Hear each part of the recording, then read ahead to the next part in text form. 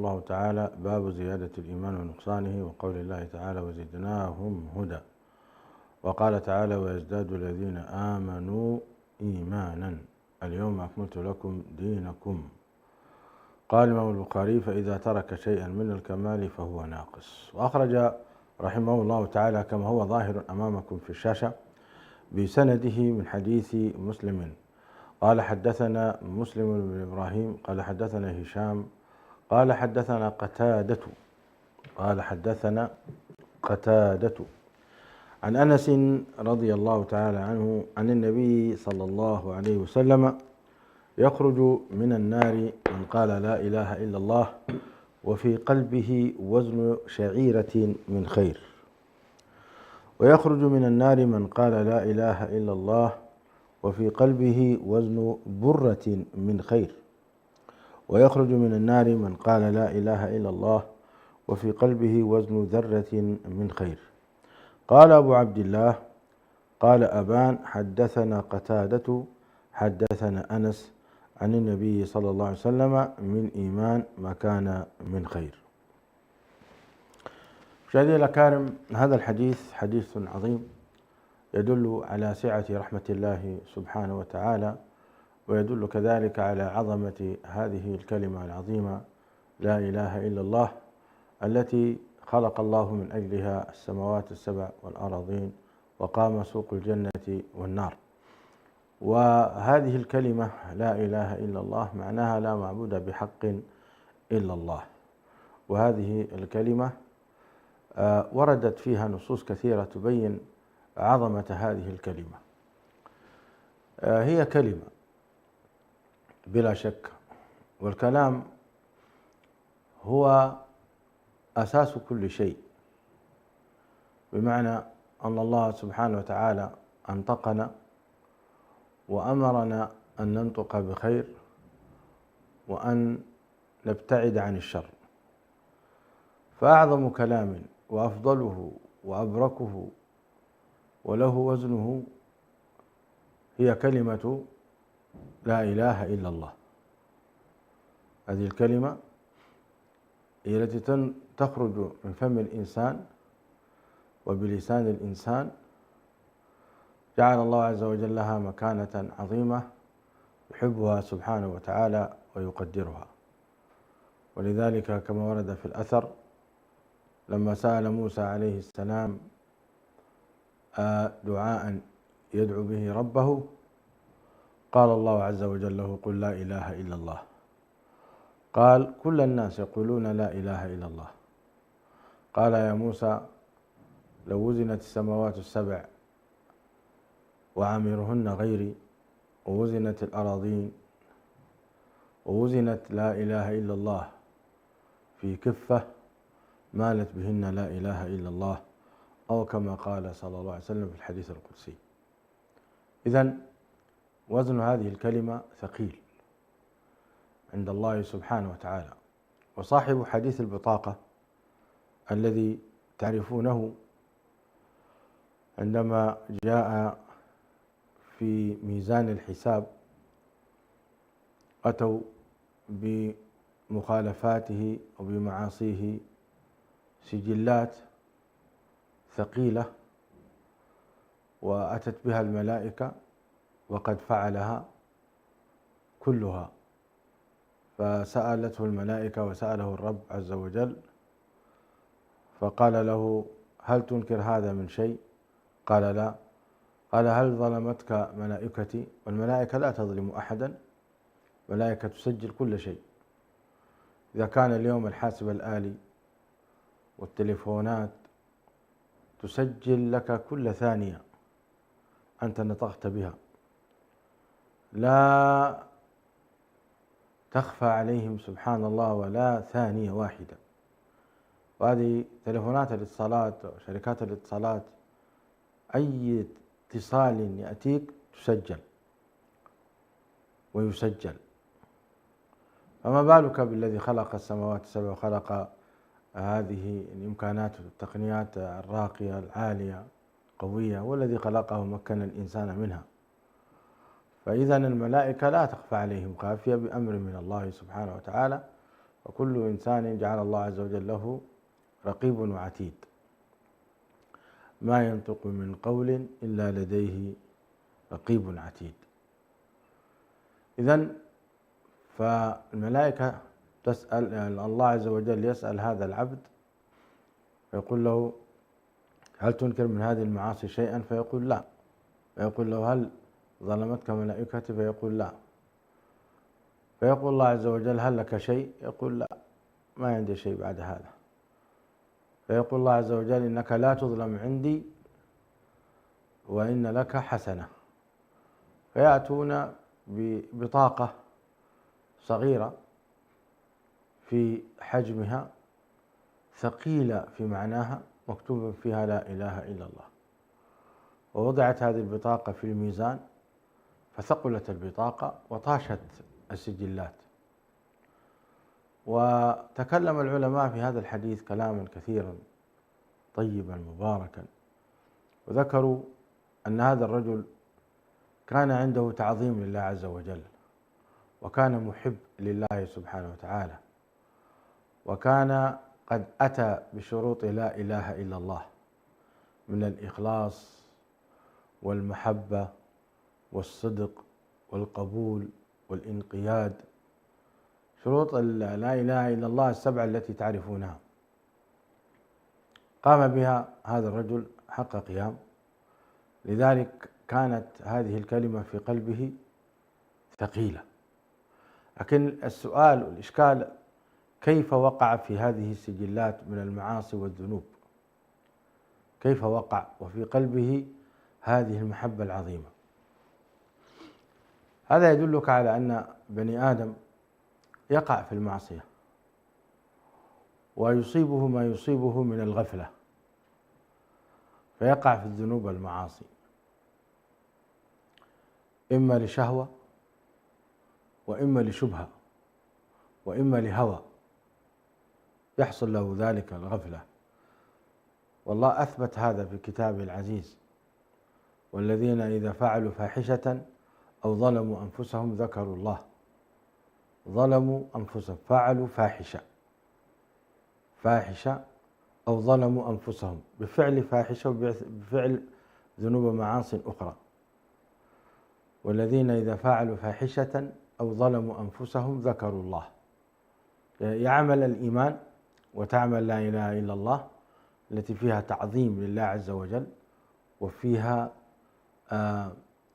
محبة والصدق لله. إنهم كانوا يدعوننا رغبا ورهبا. هذه الكلمة في قلب هذا العاصي فيها أمران: الأمر الأول حب الله عز وجل، الأمر الثاني مخافة الله عز وجل.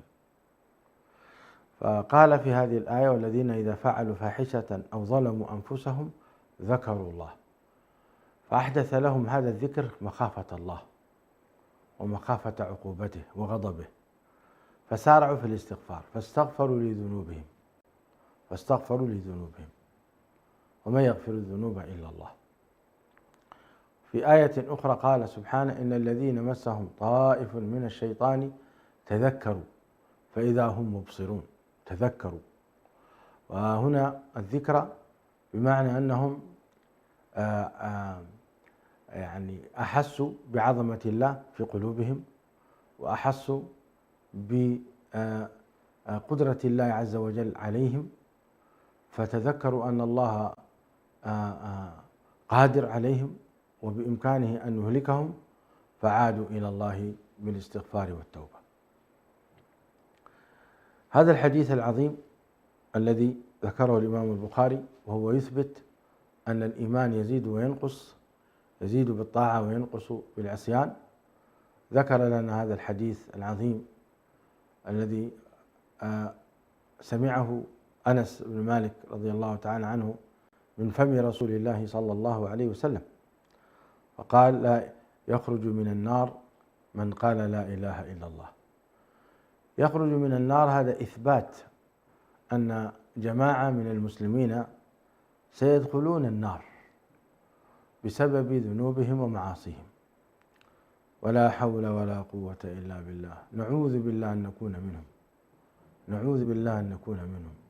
تعوذوا بالله أن تكونوا منهم. إن دخول النار ولو لدقيقة واحدة عذاب مؤلم، نسأل الله العافية والسلامة. من يتحمل عذاب الله عز وجل؟ سألوا الله العافية والسلامة، واحذروا من كبائر الذنوب، وكونوا دائما في استغفار وتجديد التوبة باستمرار، لأن الذنب لا يخلو منه أحد، لا عالم ولا جاهل ولا غني ولا فقير ولا أي أحد، الذنب لا يخلو منه أحد. كما في حديث: تحترقون تحترقون تحترقون فإذا جاءت الظهر غسلتها. وهكذا العصر والمغرب والعشاء، حديث معروف ذكره الإمام المنذري في كتاب الترغيب والترهيب وصححه الألباني. الإنسان إذن ما بين الصلاتين يحصل له سبب لحرق جسده، ولذلك قال عليه الصلاة والسلام في بيان أهمية الصلاة، قال: لو كان في باب أحدكم نهرا يغتسل منه كل يوم 5 مرات هل يبقى من درنه شيء؟ قالوا: لا يبقى من درنه شيء. قال: وذلكم مثل الصلوات الخمس يمحو الله بهن الخطايا. إذن هنا حديث: يخرج من النار من قال لا إله إلا الله. إذن الناس الكفار من اليهود والنصارى والمجوس وغيرهم ومن الملحدين سيدخلون النار، وسيدخل معهم أهل الذنوب والمعاصي من الكبائر، أهل الزنا والخمر والغيبة والنميمة سيدخلون النار، سيعاقبون، أسأل الله العافية والسلامة. يخرجوا من النار، إذن هم قد دخلوها، هذا إثبات لأنهم قد دخلوها. ويخبر النبي عليه الصلاة والسلام هو الصادق المصدوق، الله المستعان، نعوذ بالله من النار. فقال: يخرج من النار من قال لا إله إلا الله. وهنا سبحان الله، هؤلاء أصحاب الذنوب والمعاصي ربما منهم من صلى، ربما منهم من صام، ربما منهم من فعل كثير من الحسنات، لكن لم تذكر هذه، فذكر النبي صلى الله عليه وسلم هذه الكلمة العظيمة لا إله إلا الله، لأنها كانت هي أصل المحرك للإنسان فيقوم ويصلي، ويقوم ويخرج الزكاة، ويقوم ويصوم رمضان، ويحج بيت الله الحرام، هي المحركة له لا إله إلا الله. يخرج من النار من قال لا إله إلا الله. لا يشترط أن يقولها بلسانه فحسب، وإنما حتى لو كان أخرس لا ينطق، فإذا قالها قلبه فإن الله يسمع كلام القلب ويسمع حركات القلب، فلذلك يندرج تحت هذا أيضا من قال لا إله إلا الله في الدنيا بقلبه. وقد يكون أيضا أن يوم القيامة لا يكون أحد أصم ولا يكون أحد أخرس، الكل يكون بصحة وعافية عالية جدا، فبصرك اليوم حديد، فليس هناك أحد يبعث يوم القيامة وفيه عاهة أو فيه عمى، ذاك كان في أيام الابتلاء في الدنيا. أما يوم القيامة الكل يبعث عاريا غرلا غير مختونا حافيا، الكل يبعث، الرجال والنساء مع بعض يبعثون، لا ينظر أحد إلى عورة هذا ولا تنظر المرأة إلى عورة هذا. الأمر أشد من أن يهمهم ذلك، كما قال النبي صلى الله عليه وسلم: لأن هنا ما تعرف أنت ما هو مصيرك، فهل أنت إلى جنة، نسأل الله أن يجعلنا منهم، أو أنت إلى نار، نعوذ بالله من النار. وبالتالي لا تهمك هذه الأمور وهذه الشهوات في ظل هذه الظروف الصعبة تماما. حينما يحصل زلزال قوي وأنت في قلب العمارة وأتتك بعض النساء عاريات، هل تلتفت إليهن وأنت بين الحياة والموت وما تدري إيش حيكون مصيرك؟ الشهوة لا تتحرك أصلا مع وجود الهزة القوية. ومن يسكن في تركيا وفي اسطنبول وفي هذه المناطق يدرك هذا تماما. شاهد، قال عليه الصلاة والسلام: يخرج من النار من قال لا إله إلا الله في قلبه وزن شعيرة. وزن شعيرة. والشعيرة هي حبة شعير. فهذه الحبة الشعير بلا شك لها وزن، ولكن وزنها قد يكون 2 مليمتر، 2 ملي، أقل، أكثر، الله أعلم. لكن في الموازين الدقيقة حينما تضعها ميزان إلكتروني يعطيك وزنها، مثل الذين يزنون غرام الذهب، وزن ميزان دقيق جدا. يخلق الله عز وجل يوم القيامة ميزان أيضا توضع فيه هذه الحسنات. فقال عليه الصلاة والسلام: وفي قلبه وزن شعيرة من خير. ثم قال: ويخرج من النار من قال لا إله إلا الله وفي قلبه وزن برة. والبر قمح. كم تكون وزنها؟ يعني ملي، نصف ملي، أقل من ذلك. هذا دليل على أن الإيمان يوزن كذلك، له مقدار في القلب. القلب له ترمومتر يزن به. الإنسان يعرف مقدار ميزانه بإقباله، مدى إقباله على الله. فإذا كان معرض، لا يصلي ولا يصوم ولا يزكي، ومنخرط في شرب الخمور والمعاصي والعياذ بالله، فيكون إيمانه في القاع آخر شيء. يعني بالذات الصلاة من تركها فقد كفر، فقد لا يكون عنده إيمان أصلا، نسأل الله العافية والسلام. لكن الذي يصلي مثلا فرض ويترك فرض إيمانه مرتفع قليلا. وهكذا لا أريد أن أطيل عليكم في هذا الجانب، لكن هذا الوزن، هذا التفصيل هو تفصيل نبوي حتى نعرف نحن مقدار الناس في إيمانهم، في مستوياتهم. لذلك حتى أهل الإيمان الذين ينجون من النار نهائيا، الله أن يجعلنا وإياكم منهم، تتفاوت أيضا درجاتهم في الجنة. فمن كان مثلا إيمانه عالي وأعماله الصالحة عالية كالصحابة الكرام، فهم في الفردوس الأعلى من الجنة. الجنة هكذا شكل بيضاوي الشكل، أعلاها أوسطها، يندرج من هنا. هذه مثلا رقم 100، أعلى درجة رقم 100، وفيها الأنبياء والشهداء والصديقين والصالحين وحسن أولئك رفيقا، الله يجعلنا وإياكم منهم. هذه الجنة أعلى درجة هي درجة الأنبياء، الفردوس الأعلى من الجنة. بعدها ينزل أقل درجة 99، أقل درجة، وهكذا حتى تصبح إلى رقم 1. آخر من يدخل الجنة ملكه كملك 10 من ملك الدنيا. كم يملك آخر من يدخل الجنة ملكه، يخرج من النار فينجو، ثم يعطيه الله عز وجل مقدار ما كانت تملكه الدنيا من أموال مضاعف 10 مرات. إذن فقوله عليه الصلاة والسلام: يخرج من النار من قال لا إله إلا الله في قلبه وزن شعيرة، ثم قال وفي قلبه وزن برة، ثم قال وفي قلبه وزن ذرة. الذر قيل أنه يعني الشعاع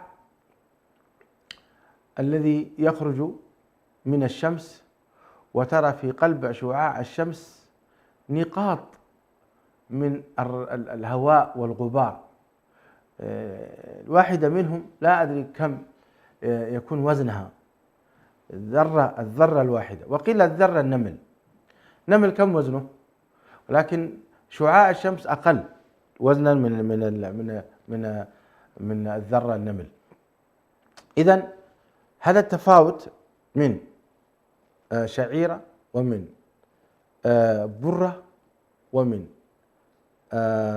ذرة متفاوت، أقل ثم أقل ثم أقل، دليل على أن إيمان البشر أيضا بهذا المستوى. إذن وهذا فيه إخبار، كما أنه فيه أيضا تحذير، وتحذير من خطر الذنوب والمعاصي، لأنها تؤدي بك إلى النار، أسأل الله العافية والسلامة.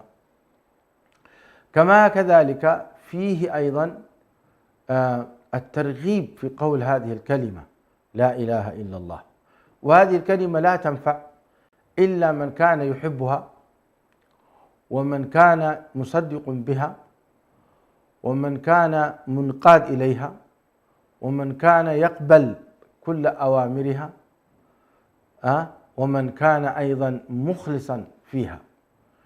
إذن الإخلاص والصدق والمحبة والقبول والانقياد. بقي شرطان نسيتهما، وهي لا تخفى عليكم هذه الشروط السبعة، شروط لا إله إلا الله. لكن أعظم شرط فيها بعد الإخلاص يأتي الصدق والمحبة.